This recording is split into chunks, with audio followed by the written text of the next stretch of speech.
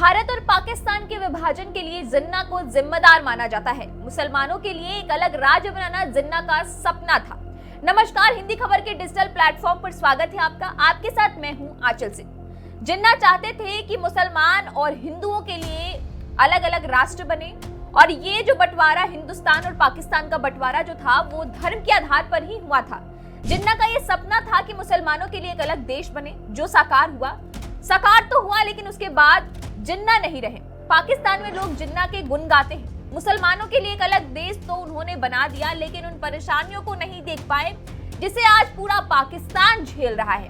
भारत से पाकिस्तान को अलग करने के लिए जिन्ना ने अपनी जान लगा दी थी। पाकिस्तान में लोग जिन्ना की बहुत रिस्पेक्ट करते हैं क्योंकि उन्होंने मुसलमानों के लिए एक अलग देश बनवाया था। कहानी शुरू होती है साल 1940 से। लाहौर में एक भाषण के दौरान जिन्ना ने कहा था कि हिंदू और मुसलमान दो अलग अलग राष्ट्र हैं, इसलिए उन्हें अलग हो जाना चाहिए, वरना बाद में गृह युद्ध फैलेगा जो शायद अब बहुत जल्द सच होने वाला है। पहलगाम आतंकी हमले के बाद भारत और पाकिस्तान के बीच तनाव को देखते हुए ये तो फाइनल है कि भारत कुछ बहुत बड़ा करने वाला है, बहुत भयानक करने वाला है, लेकिन इंतजार है तो बस सही समय का। बलूचिस्तान आज पाकिस्तान का हिस्सा है। वो बंटवारे के समय तकरीबन 227 दिनों तक आजाद रहा।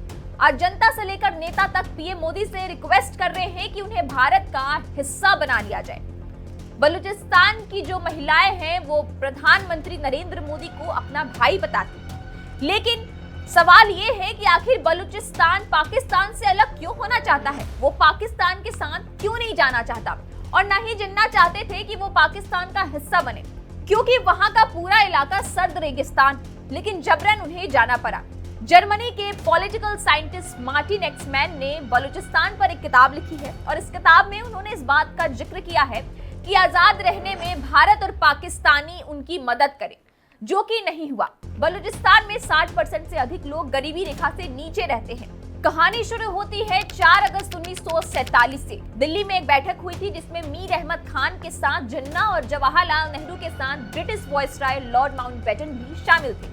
लॉर्ड माउंटबेटन ने ही भारत और पाकिस्तान के विभाजन के लिए बॉर्डर पर लाइन खींची थी और उसके बाद ही हिंदुस्तान और पाकिस्तान दो अलग अलग भाग में, दो अलग अलग देश में बंट गए थे। बैठक में कहा गया था कि 4 जिलों कलात, खरान, लास बेला और मकरान को मिलाकर एक आजाद बलूचिस्तान बनाया जाए और इस तरह बलूचिस्तान एक अलग देश बन गया और वहां आजाद होने के बाद झंडा भी फहराया गया।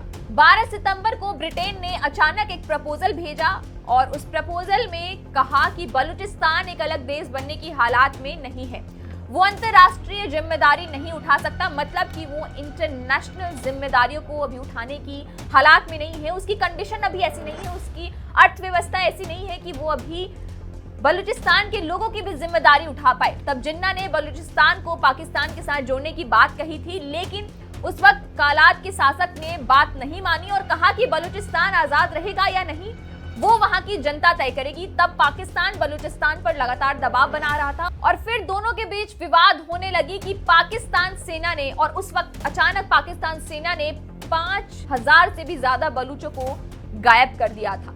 लेकिन अंत में बलूचिस्तान पाकिस्तान का ही हिस्सा बना क्योंकि बलूचिस्तान की उस वक्त हालात ऐसी नहीं थी कि वो अपने ही देश के लोगों की जिम्मेदारी उठा पाए। उसकी अर्थव्यवस्था काफी डाउन चली गई थी। ऐसी ही तमाम स्टोरीज के लिए जुड़े रहें हमारे साथ।